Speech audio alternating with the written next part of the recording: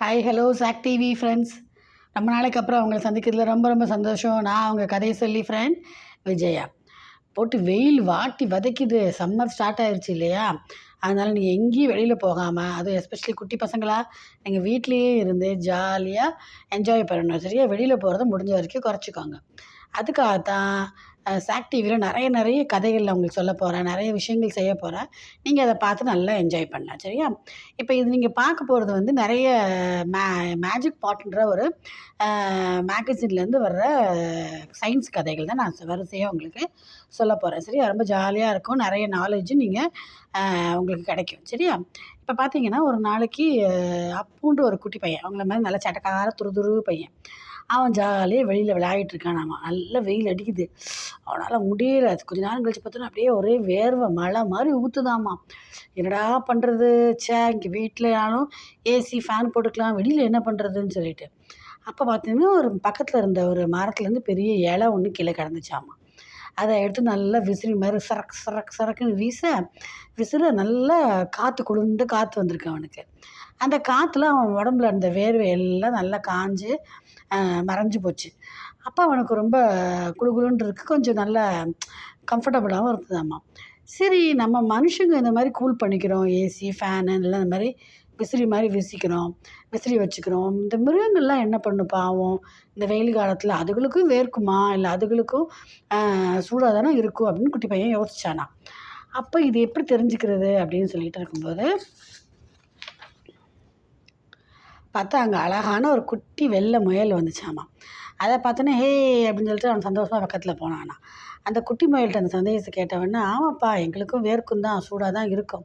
பார்த்தியா நான் பெரிய காது வச்சுருக்கேன் பார்த்தியா, இந்த காது வழியாக எனக்கு வந்து நல்லா கூலிங்காக இருக்கும். இந்த காது வழியாக எனக்கு எக்ஸ்ட்ரா ஹீட்டெல்லாம் என் உடம்புலேருந்து போயிடும். அதனால் இந்த உடம்பு வந்து எனக்கு கூலாக இருக்கும்ப்பா அப்படின்னு. அடுத்து பார்த்தோன்னா ஒரு பப்பி, அழகான குட்டி நாய் வந்துச்சாமா.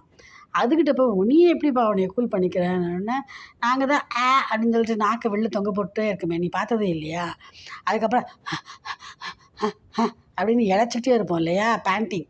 அது பண்ணுறது மூலமாகவும் இந்த நாக்கு வெளில விடுறதுமாகவும் எங்களுக்கு வெளியில் வந்து எக்ஸஸ் ஹீட் வந்து வெளிப்பட்டுரும்ப்பா. அதனால் நாங்கள் கூல் ஆகிடுவோம் அப்படின்னு சொல்லிச்சாமா.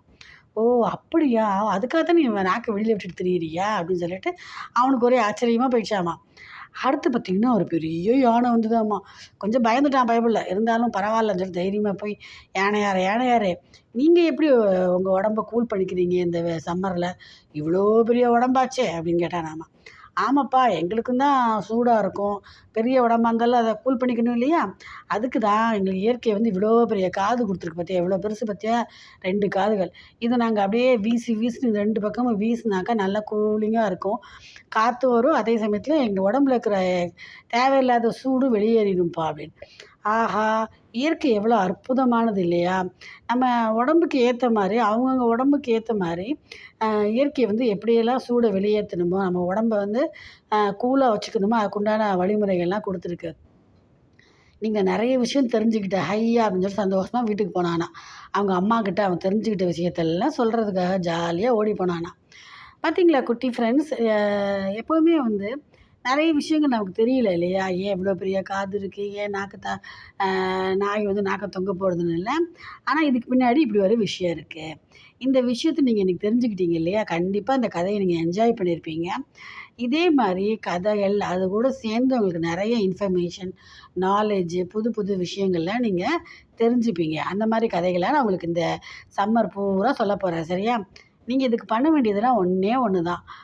சாக் டிவியை வந்து நீங்கள் சப்ஸ்கிரைப் பண்ணுங்கள், பெல் பட்டன் அமுக்குங்க. அதுக்கப்புறம் லைக் பண்ணி இந்த வீடியோஸை ஷேர் பண்ணுங்கள். சரியா? உங்கள் ஃப்ரெண்ட்ஸுக்கும் சொல்லுங்கள். வெளியில் போய் ரொம்ப விளையாடக்கூடாது ஃப்ரெண்ட்ஸ், ஏன்னா பயங்கரமாக இருக்குது ஹீட்டு, உடம்பு தாங்காது. சரியா? அதனால் முடிஞ்ச வரைக்கும் வீட்டுக்குள்ளேயே இருந்துட்டு சும்மா மொபைல் நோண்டிக்கிட்டு டிவி பார்த்துட்டு இருந்தால் என்ன பிரயோஜனம்? அது சரியில்லை இல்லையா? உடம்புக்கு கெடுதல், நல்லதில்லை. அதனால் இந்த மாதிரியான விஷயங்கள் நீங்கள் நிறைய தெரிஞ்சுக்கோங்க. நாலேஜ் வளரும், உங்களுடைய மனசு வந்து விரிவாகும். நிறைய விஷயங்கள் நீங்கள் புதுசாக கற்றுக்கலாம். ஓகே ஃப்ரெண்ட்ஸ், அடுத்த வீடியோவில் சூப்பர் கதைகளோட கண்டிப்பாக வந்து நான் உங்களை பார்க்குறேன். அது வரைக்கும் பாய் ஃப்ரம் யுவர் கதை சொல்லி ஃப்ரெண்ட் விஜயா. பாய்.